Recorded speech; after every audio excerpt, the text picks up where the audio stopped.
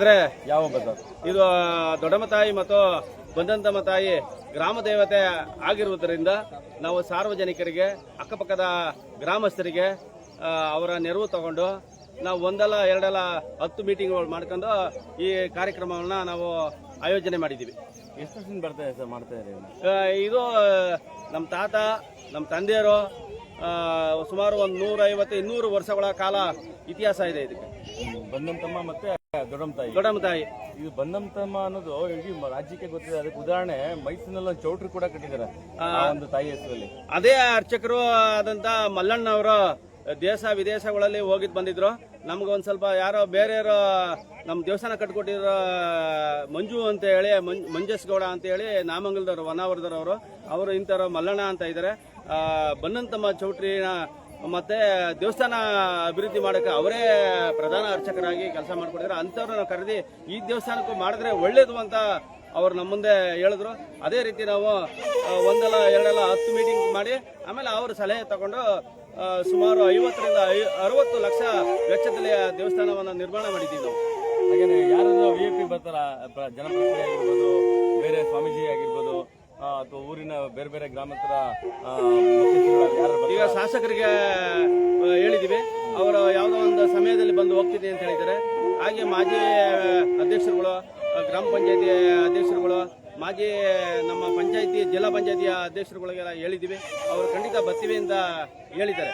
Sir, ಇವತ್ತು ಇಲ್ಲಿ ಹೊಸ ದೇವಸ್ಥಾನ ಉದ್ಘಾಟನೆ ಆಗಿದೆ, ಜೊತೆಗೆ ಗುರುಗಳು ಬಂದು ಆಶೀರ್ವಚನ ಕೂಡ ಮಾಡಿದ್ದಾರೆ.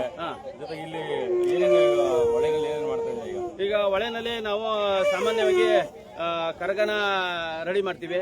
4 ಜನ ಮದುವೆ ಆಗದೆ ಇರುವಂತ ಯುವಕರು ಅದನ್ನ ಕರಗ ಬರ್ತಾರೆ. ಅದ ತದನಂತರ ಬಾಯಿ ಬೀಗ ಇರ್ತದೆ. ಇನ್ನು ಬಾಯಿ ಬೀಗದವ್ರು ಇನ್ನೂ ಬರುವಂತವ್ರು ಇದ್ದಾರೆ. ಈಗ ಒಂದು 200-300 ಜನ ಬಾಯಿ ಬೀಗ. ಅದಾದ ನಂತರ ಮೆರವಣಿಗೆ ಹೋಗ್ತೀವಿ ನಾವು.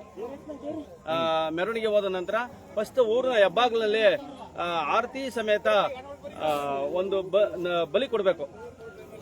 ಅಲ್ಲಿ ಒಬ್ರು ದೇಶಿಗೌಡರ ಕುಟುಂಬ ಅಂತ ಹೇಳಿ ಇದೆ. ಅವರು ಯಾವಾಗಲೂ ನಿರಂತರವಾಗಿ ನಮ್ಮ ತಾತ ಮುತ್ತಾತನ ಕಾಲದಿಂದ ಅವರೇ ಮನೆಯವರು ಕೊಡಬೇಕು ಅಂತ ನಮ್ಮ ಒಂದು ಆದೇಶ ಇದೆ.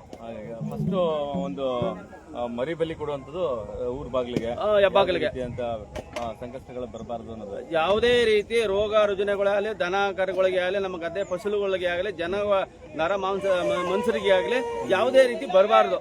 ಅಡೆತಡೆಗಳು. ನಿಮ್ಮೂರಿನ ಮುಖ್ಯವಾಗಿ ನಿಮ್ಮೂರಿನ ಬೆಳೆ ಏನು? ರೈತರ ಬೆಳೆ ಕಬ್ಬು, ಹೂವು, ಭತ್ತ, ತರಕಾರಿ. ಏನ್ ವಿಶೇಷತೆ ನಿಮ್ಮೂರದು ಸರ್?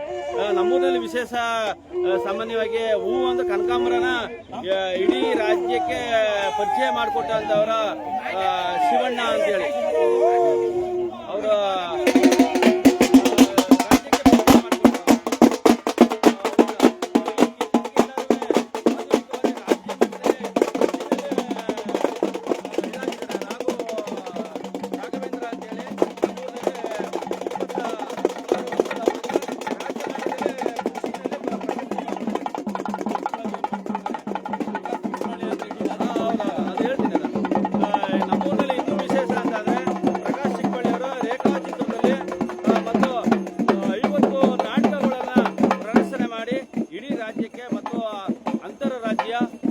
ಅವರು ಜಾಸ್ತಿ ಸ್ವಾಮೀಜಿ ಜಯಸ ಸ್ವಾಮೀಜಿಯವರು, ನಿರ್ಮಲಾನಂದ ಸ್ವಾಮೀಜಿಯವರು, ಅವ್ರ ಜೊತೆನಲ್ಲಿ ಬಾಂಬೆನಲ್ಲಿ 1 ತಿಂಗಳ ಕಾಲ ಪ್ರಕಾಶ್ ಚಿಕ್ಕಬಳ್ಳಿ ಅವರು ಇದ್ರು.